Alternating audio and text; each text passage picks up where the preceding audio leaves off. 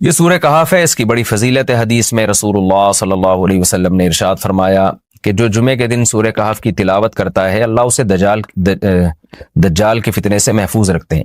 اس کی وجہ کیا ہے کہ دجال کے فتنے میں اور اس میں کیا مناسبت ہے، اس پہ علماء نے بہت کچھ کہا ہے، تو یقینی طور پر اس حکمت کو بیان نہیں کیا جا سکتا، لیکن بہرحال اس کے مضامین ایسے ہیں کہ انسان کو اس سے ایمان میں تقویت ملتی ہے۔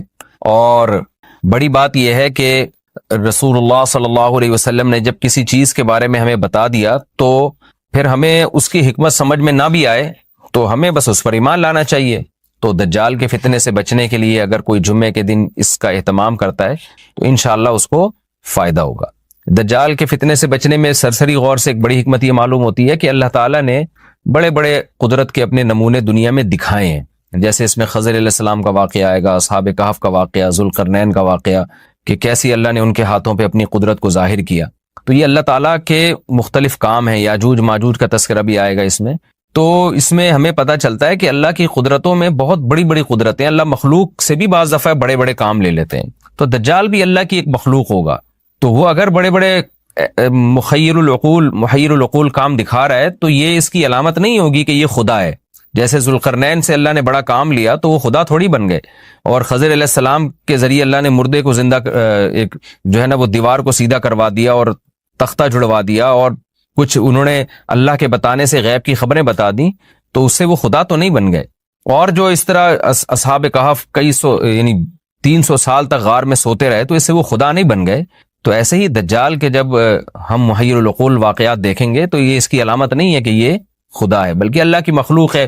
تو اللہ تعالیٰ نے جیسے پچھلے پیغمبروں میں ایسے واقعات رونما ہوئے اور مقصد لوگوں کی آزمائش تھا، تو دجال بھی لوگوں کی آزمائش ہی کے لیے آئے گا۔ اور بہت ساری حکمتیں ہیں جو علماء نے بیان کی ہیں۔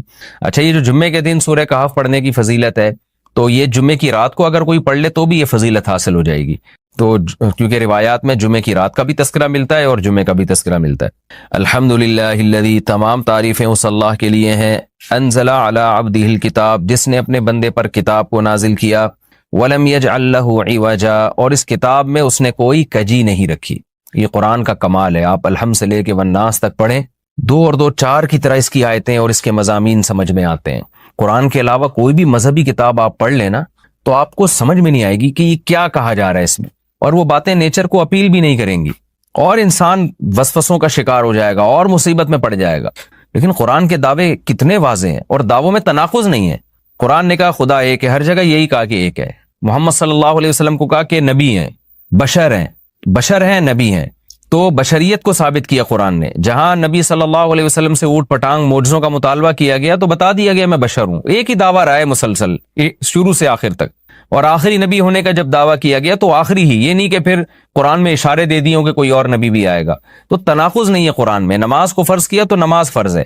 تو یہ جتنے مضامین، پھر اخلاقیات کی جو تعلیم دی وہ تعلیم سیم ہے۔ تو یہ ہے کہ عوج نہیں ہے، بالکل نیچر کو اپیل کرنے والی 2 اور 2 4 کی طرح صاف ستھری باتیں ہیں قرآن مجید میں۔ یہ خود قرآن کا ایک بہت بڑا معجزہ ہے۔ آپ کبھی بھی کسی جھوٹے آدمی کو جب سنیں گے نا، اس کی باتوں میں ٹکراؤ بہت ہوگا۔ میں ایک دفعہ تحقیق کر رہا تھا، یہ منکرین حدیث جو ہیں جنہوں نے کہا، دعویٰ کیا کہ حدیث حجت نہیں ہے، تو ہمارے شیخ حضرت مفتی رشید احمد صاحب رحمہ اللہ تعالی نے اصل الفتاویٰ کی 2 جلد میں ان کے خلاف بہت کچھ لکھا ہے۔ تو اس میں ایک بڑی دلچسپ بات یہ تھی کہ جب یہ منکرین حدیث کا جو بانی ہے نا، پرویز نام تھا اس کا، پورا نام اس وقت ذہن میں نہیں ہے، تو اس کی کتابوں سے حضرت نے تناقض نکالا۔ مفتی رشید احمد صاحب رحمۃ اللہ علیہ نے تناقض کیا نکالا؟ ایک جگہ لکھ رہا ہے کہ حدیث حجت نہیں ہے، دوسری جگہ لکھ رہا ہے کہ حدیث حجت تو ہے لیکن جن ذرائع سے ہم تک پہنچی وہ ذرائع حجت نہیں ہے، اور ایک جگہ لکھ رہا ہے کہ حدیث حجت بھی ہے لیکن صرف نبی صلی اللہ علیہ وسلم کے دور تک کے لیے حجت ہے، ہمیشہ کے لیے حجت نہیں ہے۔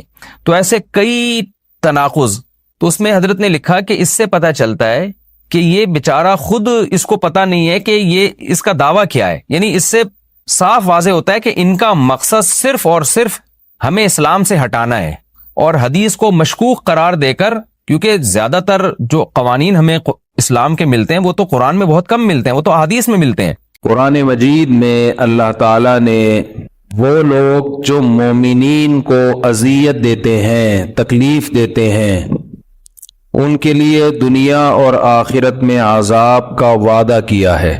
اس سے معلوم ہوا کہ کسی کو تکلیف دینا یہ شریعت کی نظر میں اچھا کام نہیں ہے، یہاں تک کہ کسی غیر مسلم کو تکلیف دینا یہ بھی برا عمل ہے۔ آواز صحیح آ رہی ہے آپ لوگوں کو؟ مجھے تو نہیں آ رہی، صحیح آ رہی ہے؟ اچھا، یہاں تک کہ کسی غیر مسلم کو تکلیف دینا بھی برا عمل ہے، کیونکہ قرآن میں اللہ کا ارشاد ہے قولوا للناس حسنا، لوگوں سے اچھے انداز میں بات کرو، اچھے انداز میں۔ اس آیت سے معلوم ہوا کہ کوئی بھی ایسا عمل، بات تو تھوڑا ویسے ہی کرنے جیسے پہلے تھی، بات کرنا یہ اذیت کا بہت بڑا سبب بنتا ہے، ذریعہ بنتا ہے۔ اس لیے اس کا تذکرہ کیا کہ سب سے زیادہ اذیت انسان کو کس سے ہوتی ہے؟ بات چیت سے۔ بات لوگ کرتے ہیں نا کہ ایسی بات کی کہ سامنے والے کا میٹر گھوم گیا۔ نبی صلی اللہ علیہ وسلم نے فرمایا کہ ایمان کے 70 سے زیادہ شعبے ہیں، جن میں سب سے کم درجے کا شعبہ یہ ہے کہ راستے میں تکلیف دہ چیز اگر پڑی ہوئی ہے تو اس کو ہٹا دیا جائے۔ سمجھ میں آ رہی ہے بات؟ راستے میں تکلیف دہ چیز اگر پڑی ہوئی ہے تو اس کو ہٹا دیا جائے۔ یعنی اگر کوئی اتنا بھی نہیں کرتا، آپ جا رہے ہیں راستے میں کوئی پتھر پڑا ہوا ہے، لوگوں کو گزرنے میں ٹینشن ہو رہی ہے، آپ ایسے گزر جاتے ہیں جیسے کچھ ہوا ہی نہیں ہے، اس کا مطلب ایمان کے آخری درجے پہ بھی بولو نہیں ہے۔ آپ جا رہے تھے، راستے میں کانٹا نظر آیا، آپ کو خطرہ ہے کہ کسی کے چبھ سکتا ہے، آپ نے وہ کانٹا ہٹایا نہیں، سائڈ سے گزر گئے کہ چلو مجھے نہ لگے، میں ذرا اس طرح یوں ٹن مار کے نکل جاتا ہوں۔ تو حدیث کے مطابق آپ ایمان کے آخری درجے پہ بھی بولو نہیں ہے۔ پہلے میں ایک سوال کا جواب دیتا ہوں، پھر اس موضوع کو آگے لے کے چلتا ہوں۔ سوال یہ ہوتا ہے کہ جو ایمان کے آخری درجے پہ بھی نہیں ہے وہ تو پھر کافر ہوگا نا؟ کیا خیال ہے بھئی؟ ایمان کا پہلا لیول ہی پورا نہیں کیا تو اس کے بعد تو کافر ہے نا؟ تو وجہ حدیث کا مطلب یہ ہوا کہ وہ اسلام سے خارج ہے۔ لیکن اگر ہم حدیث کا یہ مطلب لیتے ہیں تو میرا خیال ہے 2-4 آدمیوں کے سوا کوئی بھی اسلام میں بولو نہ رہے گا، اور پھر سب کے نکاح بھی ٹوٹ گئے، حج جو کیا تھا وہ بھی خراب ہو گیا۔ تو یہ خوب سمجھ لیں اس قسم کی حدیثوں کا مطلب کیا ہوتا ہے۔ مطلب فقہا سے پوچھا جاتا ہے۔ یہ جو آج کل ایک بدعت چل پڑی ہے نا، ہر آدمی فنٹر بن کے حدیث کا ریفرنس دیتا ہے اور بس اتنا کافی نہیں ہے۔ عیسائیت اور یہودیت جو تباہ ہوئی ہے نا، وہ اجتہاد سے ہوئی ہے۔ نئے نئے مجتہدین مارکیٹ میں آتے رہے، اجتہاد کر کر کے لیبل تو وہ بھی بائبل ہی کا لگاتے تھے۔ اس امت کی گمراہی سے بچنے کی وجہ یہ ہے کہ اس امت نے اسلاف کو بابا بنا کے رکھا ہوا ہے اور اسلاف سے ہٹی نہیں ہے، یہ بابا لیس نہیں ہوئی ہے۔ جس دن یہ امت بابا فری ہو گئی اس دن برباد، بریکیں فیل۔ باقی بابوں کی 2 قسمیں میں بتاتا رہتا ہوں، اچھے بابے اور برے بابے۔ ایک بدعتی بابے بھی ہوتے ہیں، ایک اچھے بابے بھی ہوتے ہیں، لیکن بابا لیس ہو گئے تو گئے کام سے۔ قرآن و سنت کی وہی تشریح جو تواتر کے ساتھ اسلاف سے چلی آ رہی ہے۔ اسلام لا، جو اسلامک لا ہے نا، وہ لا بھی مرتب ہو چکا ہے صدیوں پہلے، اس میں بھی چینجنگ کی اجازت نہیں۔ اب کسی کو نئے سرے سے لا لکھنے کی اجازت نہیں ہے۔ اسلامک لا کیا ہے؟ ایک لا وہ ہے جو امام ابو حنیفہ نے مرتب کیا، آدھی سے زیادہ دنیا نے اس کو قبول کیا۔ اس سے تھوڑا اختلاف کیا امام مالک نے، وہ بھی لا ہے، چند چیزوں میں اختلاف، وہ لا بھی دنیا میں رائج ہوا۔ ایک لا پھر ان کے بعد امام شافعی نے مرتب کیا، اس میں کچھ چیزوں میں امام ابو حنیفہ کے ساتھ تھے، وہ کچھ چیزوں میں امام مالک کے ساتھ تھے، کچھ چیزوں میں ان کی اپنی رائے تھی، لیکن وہ لا بھی 1200-1300 سال پہلے مرتب ہوا، پوری دنیا نے ایکسپٹ کیا۔ اور ایک لا امام شافعی کے شاگرد امام احمد بن حنبل، ان کا مرتب کردہ لا ہے، وہ بھی دنیا نے ایکسپٹ کیا۔ ان کی تشریحات میں کہیں کہیں اختلاف بھی ہے، لیکن یہ چاروں لا فقہ جس کو کہا جاتا ہے جب مرتب ہو گئے تو 5واں اس کے بعد وجود میں اب تک نہیں آیا ہے۔ سمجھ رہے ہو؟ پوری دنیا نے اسی پر اتفاق کیا، اب اس سے نکلنے کی آپ کو اجازت بولو نہیں ہے، کیونکہ قرآن حدیث کے نام پہ ہر ایک کے پیٹ میں مروڑ ہوگا، اپنی ٹھڑک پوری کرے گا، نیا بابا مارکیٹ میں آئے گا اور لوگوں کو بابا لیس بنانے کے چکر میں نئے نئے بابے مارکیٹ میں آتے رہیں گے۔ پوری دنیا میں جب سے یہ چاروں فقہ مرتب ہوئے ہیں پوری دنیا انہی کو فالو کر رہی ہے.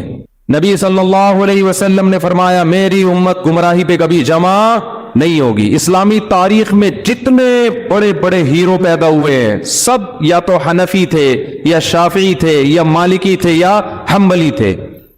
1300 سال کا عرصہ کوئی کم نہیں ہوتا. ہندوستان میں بر صغیر جس میں برما بھی تھا, جس میں بنگلہ دیش بھی تھا, جس میں پاکستان بھی, ہندوستان بھی, اس پورے خطے میں جب سے اسلام آیا ہے, اور کب آیا اسلام؟ حضرت عثمان کے دور میں مسلمان فوجیں سندھ میں داخل ہو چکی تھیں. اس وقت سے فقہ حنفی کو فالو کر رہے ہیں. اس وقت سے آپ کہہ سکتے ہیں اس وقت تو فقہ حنفی تھا نہیں. حضرت عثمان کے دور میں فقہ حنفی کا نام نہیں تھا, لا مرتب نہیں ہوئے تھے, لیکن جو قوانین ہیں, جو نمازیں پڑھی جا رہی ہیں جس فقہ کے مطابق, وہ نمازیں موجود تھیں. اس کی مثال جیسے حضرت عثمان سے پہلے مصحف عثمانی نہیں تھا. کیا مطلب؟ جب نہیں تھا تو فالو کیوں کر رہے ہو بھئی؟ یہ نام نہیں تھا یہی مصحف جو حضرت عثمان نے مرتب کیا ہے. آواز بالکل نہیں آ رہی ہے, عجیب سے کان گونج رہے ہیں, پیچھے کر کے دیکھ لیتے ہیں. تو اب تھوڑا صحیح ہو گیا. کبھی کبھی رفیع بھائی کے مشوروں پر بھی عمل کبھی کبھی کر لینا چاہیے. تو یہ فقہ آج جو ہے نا, فقہ کے نام پہ دیکھو, جب غیر مسلم مسلمان ہوتا ہے نا پاگل ہو جاتا ہے وہ. ہمارے پاس یورپ سے فون آتے ہیں, امریکہ سے, ایک غیر مسلم اسلام قبول کرتا ہے, اس کو کھوپڑی گھوم جاتی ہے اس کی, یار میں ہاتھ یہاں باندھوں یہاں باندھوں, یوں کروں زور سے آمین, آہستہ آمین. پہلے بھی تو ہوتے تھے مسلمان, کیا حل تھا بھائی؟ جو چاروں درست ہے, کسی ایک فقہ کو فالو کرو لیکن مکمل اسی کو فالو کرو, چاروں ٹھیک ہے. اب کیا ہو رہا ہے؟ رفع الیدین والا اس کو رفع الیدین کی حدیث سے دکھائے گا, جو کہہ رہے منسوخ ہے وہ منسوخ ہونے کی حدیث سے دکھائیں گے. ایک زور سے آمین کی دکھائے گا, ایک آہستہ آمین کی دکھائے گا, ایک ٹانگیں چوڑی کرنے کی, ایک پتلی کرنے کی. وہ پاگل ہو جاتا ہے. یہ کوئی حل نہیں ہے امت میں جوڑ پیدا کرنے کا. یہ اس سے امت جوڑنے کے بجائے کیا ہوگی؟ ٹوٹے گی. صدیوں سے جب مرتب ہو گئے نا فقہ, جیسے جب تک مصحف عثمانی مرتب نہیں ہوا تھا اس وقت تک آپ جس مصحف کو چاہے فالو کریں.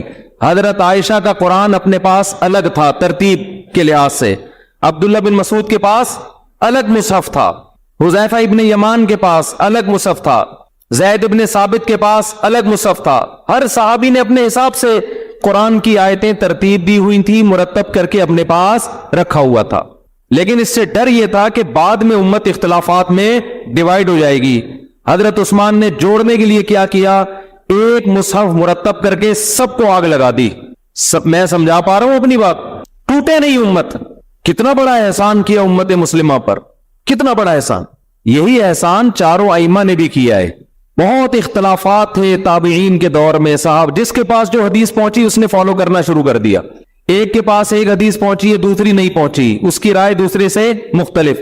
ان چاروں اماموں نے یہ کام کیا کہ تمام روایات کو جمع کر کے, تمام احادیث کو سامنے رکھ کر ایک فقہ کو لا کی صورت میں ریٹن میں لکھنا شروع کر دیا, تاکہ امت میں بعد میں تلواریں نہ چلیں. اسلامی قانون ریٹن فارم میں آ جائے, A to Z ترتیب سے.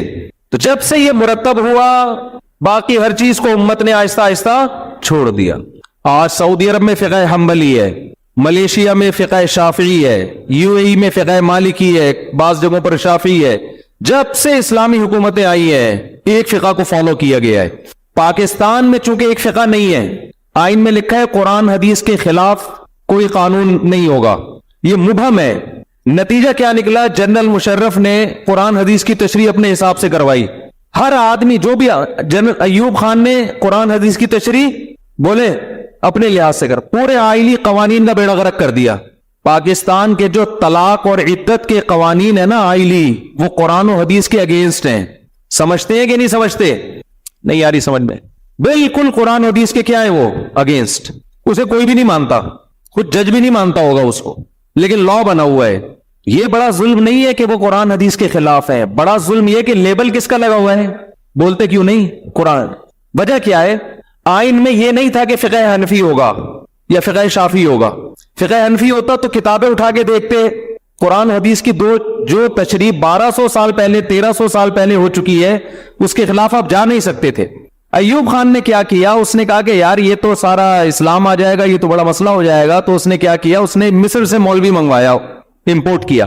یہاں سے مولاناؤں سے جب رابطہ کیا تو سارے علماء نے اس کے خلاف فتویٰ دیا کہ یہ قانون شریعت کے بولو خلاف. اس نے مصر سے ایک لبرل مولانا منگوائے غامدی صاحب کے اسٹائل کے، انہوں نے ہر چیز کو مشرف با اسلام کر دیا. ٹھیک ہے، آیتیں مل جاتی ہر چیز پہ، حدیثیں بھی مل جاتی ہیں. تو جب گورنمنٹ کو اسلام کے اگینسٹ کوئی چیز کرنی ہوتی ہے، حکومت قانون پاس کرتی ہے اور ایسے مولوی مارکیٹ میں ہول سیل کے حساب سے مل جاتے ہیں کہ وہ اس کو مشرف با اسلام کر دے. اس لیے ضرورت ہے فقہ کی کہ آپ پابند ہیں. جو ریٹن فارم میں صدیوں سے قانون مرتب ہے، اس قانون سے ہٹنے کی آپ کو اجازت نہیں ہے. اس کو اندھی تقلید سے آج کل لبرل لوگ تعبیر کر رہے ہیں. آپ جب اس تقلید کو چھوڑتے ہو تو آپ کسی اور کی تقلید شروع کر دیتے ہو، اور وہ بالکل اندھی ہوتی ہے. لوگ کہتے ہیں کیا دلیل ہے جی امام حنیفہ مجتہد تھے، کیا دلیل ہے امام بخاری محدث تھے؟ جو دو امام بخاری کے محدث ہونے کی دلیل ہے وہ امام ابو حنیفہ کے مجتہد ہونے کی دلیل ہے. اجماع امت، کیونکہ امت گمراہی پہ جمع نہیں ہو سکتی. اتنی بڑی امت کسی کے بارے میں یہ گواہی دے کہ مجتہد تھے، یہ گواہی غلط نہیں ہو سکتی. تو پوری دنیا میں ہمیشہ سے ایسا ہوتا آ رہا ہے. برما میں گیا ہوں، ایک مسلک بھی نہیں ہے، A to Z ایک ہی مسلک پر ہے لوگ. برما میں جہاں بھی قدیم اسلام نظر آئے گا نا، وہاں آپ کو نہ کوئی پگڑیوں کے رنگ میں تبدیلی نظر آئے گی، نہ آپ کو قرآن و حدیث کے نام پہ کوئی نیا مسلک نظر آئے گا. قدیم اسلام یہی ہے، ایک مسلک بھی نہیں پورے برما میں. A to Z جو چیز قدیم ہے وہ برحق ہے، جو نہیں آ رہی ہے وہ درست بولو نہیں ہو سکتی. میں بار بار ایک واقعہ سناتا ہوں. ہمارے ایک دوست نے مجھے بتایا کہ ان سے کسی نے کہا کہ ہمارا مسلک پشاور میں بہت تیزی سے پھیل رہا ہے. اس نے کہا پشاور میں اسلام تو 1200 سال پہلے آیا تھا، اب کیا پھیل رہا ہے؟ 1200 سال پہلے فقہ حنفی آیا ہے پشاور میں. اب اگر کچھ پھیل رہا ہے نا تو وہ کچھ اور ہی چیز ہے. سمجھ رہے ہو؟ اٹھا کر پھینک دو باہر گلی میں، تپا ہوا ہوں میں بھی. کیوں تپا ہوا اس کی وجہ بیان کروں گا. اٹھا کر پھینک دو باہر گلی میں، نئی تہذیب کے انڈے ہیں. شعر تو یاد کر لو. اٹھا کر پھینک دو باہر گلی میں، نئی تہذیب کے انڈے ہیں گندے. قرآن حدیث کے نام پہ جو بھی چیز مارکیٹ میں نہیں آ رہی ہے گلی میں پھینک دو اس کو، چاہے کتنے اچھے لیبل لگ رہے ہیں اس کے اوپر. نہیں مانتے ہم اس کو، چاہے آپ ہمیں اندھا مقلد بولو، کچھ بھی بولو. اللہ کا شکر ہے ہمارا اسلام محفوظ ہے، اس لیے کہ ہم مجتہدین کو فالو کرتے اس لا کو جو ریٹن فارم میں آ چکا ہے. ریٹن میں آ چکا ہے، A to Z ہر مسئلہ اس میں ملے گا آپ کو. عدالتوں کے قانون کا حصہ بنا ہے وہ. صدیوں تک عدالتیں اس پہ فیصلہ کرتی رہی ہے. اسلام کوئی یتیم اور لاوارث نہیں ہے کہ سارے گمراہی پر فتویٰ دیتے رہے تھے. اب اچانک غیر مسلم کہے گا تم پیغمبر کے دنیا سے جانے کے بعد تمہارا اسلام ہی ختم ہو گیا، اب 15ویں صدی میں کیا لے کے آ رہے ہو؟ اتنی جلدی تو عیسائیت ختم نہیں ہوئی تھی جتنی جلدی ان لوگوں نے اسلام کو ختم کر دیا ہے. تو آپ جب بھی اس لا سے ہٹیں گے. ایک صاحب کہنے لگے، بہشتی زیور ہے نا، میں اکثر ترغیب دیتا ہوں، تسہیل بہشتی زیور فقہ کی کتاب ہے، رکھیں پڑھیں. ایک صاحب کہنے لگے اس میں مسائل قرآن و حدیث کے خلاف ہیں. اعتراض کرنے والے کرتے ہیں. میں نے کہا مثال کے طور پر، یہ میرا ٹاپک نہیں ہے، اب آ گیا تو بس یہ بات کر کے میں آگے چلتا ہوں. میں نے کہا مثال کے طور پر، انہوں نے کہا کہ اس میں مسئلہ لکھا ہوا ہے کہ ایک آدمی نے شادی کی پاکستان میں، بیوی اس کی امریکہ میں، فون پہ نکاح ہو گیا. صحیح ہے؟ بندہ کہاں ہے؟ پاکستان میں. لڑکی کہاں ہے؟ امریکہ میں. واقعی لکھا ہوا ہے ایسے.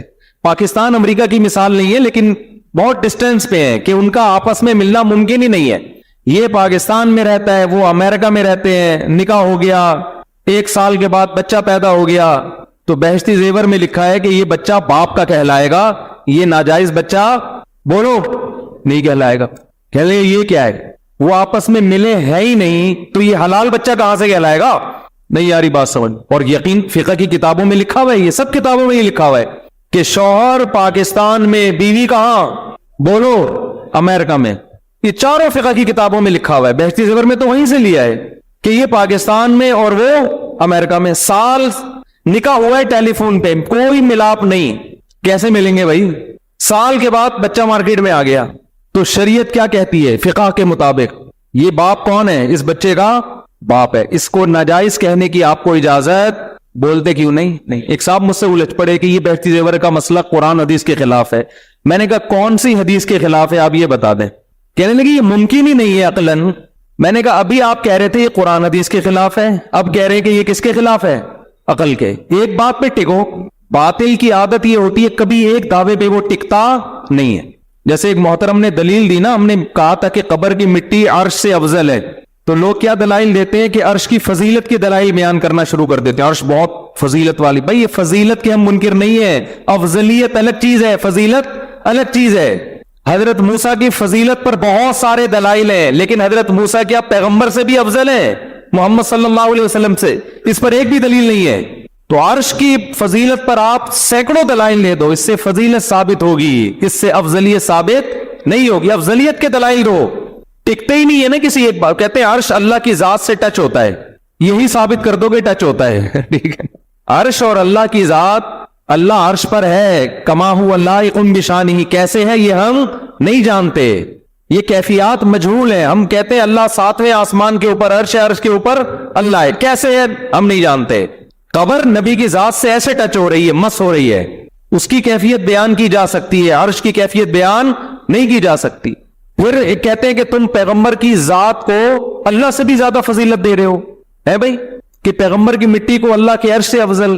او بھائی, ہم پیغمبر کی ذات کو اللہ پہ فضیلت نہیں دے رہے, پیغمبر کے جسم سے جو مٹی ٹچ ہو رہی ہے وہ بھی اللہ کی مخلوق, اللہ کے ساتھ جو عرش ہے جس کی نسبت اللہ کی طرف ہے وہ بھی اللہ کی مخلوق. اللہ کی ایک مخلوق کو اللہ کی دوسری مخلوق پر ترجیح دے رہے ہیں. میں کہتا ہوں آپ کا چشمہ آپ کی ٹوپی سے افضل ہے, کیا مطلب میں نے آپ کی توہین کر دی ہے بھائی؟ چشمہ بھی آپ کا, ٹوپی بھی کس کی؟ تو قبر کی مٹی بھی اللہ کی مخلوق, عرش بھی کس کی مخلوق ہے؟ اللہ کی. تو ان یہ جتنے باطل لوگ ہوتے ہیں نا, یہ کبھی کسی ایک بات پہ ٹکتے, بولو, ٹکتے نہیں ہے, کبھی پینترے بدلتے ہیں, گھومتے ہیں. کیا بات کر رہا تھا یار میں, وہ بات کہتے ہیں, ہاں وہ مثال دے رہے تھے کہ پاکستان میں ہے اور بیوی کہاں ہے؟ امریکہ میں. یہ مسئلہ بھی خوب سن لیں, مسئلہ بھی ایسا ہی ہے. بچہ پیدا ہو گیا 6 مہینے کے بعد, کیونکہ حمل کی کم سے کم مدت 6 مہینے ہوتی ہے, 7 مہینے میں بھی آ سکتا ہے, 8 مہینے میں بھی آ سکتا ہے. آنا نہیں چاہیے, ٹائم پہ آئے تو زیادہ اچھا ہے, لیکن آ سکتا ہے. تو وہ بچہ فقہ کی تمام, اسلامک لا کی تمام کتابیں جو 1300 سال پہلے مرتب ہوئی ہیں قرآن حدیث کی روشنی میں, وہ چاروں فقہ کیا کہتے ہیں کہ بچہ کیا کہلائے گا؟ حلال. اس کو آپ زانی بولو نہیں کہہ سکتے, کیونکہ ان لوگوں نے فقہ پڑھا ہی نہیں ہے نا, ان کو دلائل کا کیا پتہ, ان کو بس نمبر یاد ہوتے ہیں, بس وہ بھی یاد نہیں ہوتے, دیکھے ہوئے ہوتے ہیں, اور ان میں بھی عربی نہیں آتی, اردو ترجمے آتے ہیں, پھر مجتہد بنے ہوتے ہیں. تو میں نے ان سے کہا, میں نے کہا کون سی آیت کے خلاف ہے یہ مسئلہ؟ کہہ رہے ہیں یہ ممکن ہی نہیں ہے. میں نے کہا ممکن نہ ہونا عقل کے خلاف ہوتا ہے, قرآن حدیث کے خلاف نہیں ہوتا. قرآن کی کون سی آیت؟ میں نے کہا ہم کہتے ہیں آپ بتاؤ یہ مسئلہ کہاں سے نکالا؟ یہ مسئلہ حدیث سے نکالا ہے. الولد للفراش, بخاری مسلم کی حدیث ہے, بچہ اس کا ہے جس کے بستر پہ پیدا ہوگا. یہ بستر کنایا ہے بیوی سے. نبی صلی اللہ علیہ وسلم نے فرمایا بچہ اس کا ہے جس کے بستر پہ پیدا ہو. وَلِلْعَاهِرِ الْحَجَرِ, حجر بھی ہے, ہجر بھی, ہجر زیادہ بہتر ہے. اور جو زانی ہے وہ محروم ہوگا, اس کو بچے کی نسبت اس کی طرف نہیں ہوگی. جس کے بستر پہ پیدا ہوا اس کا ہے. یہاں بستر یہ کنایا ہے کہ جس کے بیوی کے ہاں پیدا ہو, اس لیے کہ بیوی آپ کی ہو, بستر کسی اور کا ہو تو بھی بچہ آپ کا کہلاتا ہے نا. نہیں آئی بات سمجھ میں؟ ارے ہسپتال کا بستر آپ کا بستر ہوتا ہے جہاں بچے پیدا ہو رہے ہیں. ہسپتال میں جو بچے پیدا ہوتے ہیں وہ آپ کا بستر تھوڑی ہوتا ہے, وہ تو آپ نے ہسپتال والوں سے رینٹ پہ لیا ہوا ہے, لیکن بچے پھر بھی آپ کے کہلائیں گے کہ نہیں کہلائیں گے؟ وجہ اس کی ہے کہ جس کے جو جنم دے رہی ہے وہ بیوی آپ کی ہے. تو یہاں فراش سے مراد فقہا کہتے ہیں کیا ہے؟ بیوی. جس کے بیوی کے ہاں بچہ پیدا ہوگا تو نبی نے فرمایا وہ اس کے ہوگا جس کی بیوی ہے. نہیں آئی بات سمجھ میں؟ جس عورت کے ہاں بچہ پیدا ہوگا تو وہ بچہ اس کا کہلائے گا, یہ عورت جس کی بیوی ہے. زانی کو بچہ اس کی طرف نسبت ہی نہیں ہوگی. اب سوال پیدا ہوتا ہے کہ یہ تو پاسبل ہی نہیں ہے. اسلامی لا ہے, یہ قانون ہے. بعض قانون بنائے جاتے ہیں فتنہ پرستی کو روکنے کے لیے, کیونکہ میاں بیوی میں کوئی بھی بیٹھ کے یہ دیکھ نہیں رہا ہوتا کہ یہ آپس میں مل بھی رہے کہ نہیں مل رہے. شادی کے بعد بھی تو اس کا امکان ہے نا کہ بیوی آپ کی ہو, خدا نخواستہ بچہ کسی اور سے پیدا ہو رہا ہو, وہاں انگلی اٹھانے کی اجازت ہے؟ بولو بھائی. آپ کے یہاں بچہ پیدا ہوا, گھنگریالے بال ہیں, آپ کے خاندان میں سب کے صدیوں سے سلکی بال چلے آ رہے ہیں. آپ کے بچہ, آپ بھی گورے چٹے, بیوی بھی گوری چٹی, بچہ اندھیرے میں نظر ہی نہیں آ رہا, اتنا بلیک. کیا آپ یہ کہہ سکتے ہو میرا نہیں ہے؟ بولتے کیوں نہیں؟ اسلام نے ان تمام چیزوں کا دروازہ بولو بند. میاں بیوی ہے تو بچہ کس کا ہے؟ میاں بیوی کا ہے، بس دیٹس آل. یہ لا ہے، چاہے عقل میں آئے نہ آئے، تاکہ یہ جو نسب پہ انگلیاں اٹھانے کا دروازہ ہمیشہ کے لیے بند ہو جائے. ہاں اس کی اجازت شوہر کو ہے کہ وہ نفی کرے کہ میرا نہیں ہے. شوہر کہہ سکتا ہے. میں سمجھا پا رہا ہوں اپنی بات؟ شوہر کو یہ حق ہے کہ وہ یہ کہے کہ بھائی میرے سلکی بال خاندان میں پاکستان میں بیگم، امریکہ میں تو ملا ہی نہیں ہوں، یہ مارکیٹ میں کہاں سے گیا. شوہر کو اجازت ہے کہ وہ کیا کرے؟ نفی کرے. لیکن اسلام کہتا ہے جب آپ اس بچے کی نفی کر رہے ہو کہ میرا نہیں ہے، اٹ مینز آپ بیوی کو اس پر زنا کی تہمت لگا رہے ہو. سمجھ میں آ رہی بات؟ آپ کیا کر رہے ہو؟ تو یہ تہمت بھی اسلام اتنی جلدی اتنے آرام سے ایکسپٹ نہیں کرتا. اسلام کہتا ہے یا تو 4 گواہ پیش کرو. آپ ایسا ہی نہیں آپ کسی پہ کہہ سکتے اس نے زنا کیا ہے. آپ جب یہ کہہ رہے ہو میرا بچہ نہیں ہے، اٹ مینز کہ آپ کیا کہہ رہے ہو؟ یہ زانیہ ہے. زنا کے لیے 4 گواہ پیش کرو. وہ نہیں کرتے، لعان کرو عدالت میں جا کے. عدالت میں آپ 5 مضبوط قسمیں اٹھاؤ کہ مجھ پر اللہ کی لعنت اگر میں جھوٹ بول رہا ہوں اور اس نے زنا کیا ہے. سمجھ میں آ رہی ہے بات؟ پھر عورت بھی 5 قسمیں اٹھائے کہ میرا شوہر جھوٹ بول رہا ہے، یہ اسی کا بچہ ہے، ہمارے درمیان ملاپ ہوا ہے، یہ جھوٹ بول رہا ہے. اس کے بغیر آپ بچے کی نفی نہیں کر سکتے. عورت اگر اقرار کر لے کہ ہاں میرا نہیں ہے لیکن شو نہ کرنا چاہ رہے ہو، عقلی لحاظ سے ملنا ناممکن بھی ہو، پھر بھی فقہا کہتے ہیں یہ تعویل کی جائے گی. ہو سکتا ہے کرامت کے طور پہ مل گئے ہوں، جیسے سلیمان علیہ السلام کے دور میں وہ بزرگ سیکنڈوں کے اندر تخت اٹھا کے لے آئے تھے نا، تو عین ممکن ہے کوئی جن سیکنڈوں کے اندر اس کو وہاں لے گیا ہو. اگرچہ لوگ یہ باتیں سن کے ہنستے ہیں، لیکن اگر قرآن و سنت کو فالو کرنا ہے تو قرآن و سنت آپ کو ایسے موقع پہ تعویلات کرنے کا حکم دیتا ہے. اسلام کہتا ہے یہ رائٹ صرف ہسبینڈ کا ہے کہ وہ کہے کہ میرا نہیں ہے، اور اسلام کہتا ہے ایسے آرام سے ہم مانیں گے نہیں کہ تمہارا نہیں ہے، تمہارے باپ کو بھی ماننا پڑے گا. نفی کی اس کا مطلب تم اس کو بیوی کو زانیہ کہہ رہے ہو. زانی کا الزام لگانے کے لیے کورٹ میں جانا پڑے گا، عدالت میں 4 گواہ پیش کرنے پڑیں گے. نہیں پیش کر سکتے، 4 قسمیں اور 5ویں قسم اٹھانی پڑے گی. اس کے بعد بچے کی تم سے نفی ہوگی. بیوی اگر اقرار کر لیتی ہے تو بچہ اس کے حوالے کیا جائے گا، اور بیوی بھی اگر کہتی ہے میں نے زنا کیا تو اس کو رجم کر کے پتھروں سے مار کے ہلاک کیا جائے گا. اس پروسیس کے بغیر یہ کہنا کہ یہ میرا بچہ نہیں ہے، یہ اسلام میں ممکن نہیں ہے. سمجھتے ہو کہ نہیں سمجھتے؟ اس سے اسلام نے یہ تردد کے اور شک کے تمام دروازے بند کر دیے. صحابہ کے دور میں ایسا ہوا، بچہ پیدا ہوا، اب صحابی کو شک ہو رہا ہے اس کے بال گھنگریالے ہیں، میرے تو کوئی بھئی قدرتی طور پہ ہو سکتا ہے. ایک صحابی آئے، نبی سے عرض کیا یا رسول اللہ میرے بچہ کے بال جو ہے نا کرو ہے، کوئی اس طرح کی روایت، پورے الفاظ مجھے یاد نہیں، تو میں تو ایسا نہیں ہوں، نہ میرے والد ایسے. آپ نے فرمایا تم دیکھتے نہیں اونٹوں میں ابلک اونٹ بھی پیدا ہو جاتے ہیں چتکبرے، حالانکہ نہ اس کے باپ میں ہوتا ہے نہ ماں میں. تو وہ کہتے ہیں یا رسول اللہ ہو سکتا ہے کوئی پہلے 8-10 پشتوں پیچھے کوئی اونٹ ہو، اس کا کلر آ گیا ہو. فرمایا یہاں بھی یہ ممکن ہے. سمجھتے ہیں؟ لعلہ عرق نزعہا، کوئی رگ کھچ گئی ہو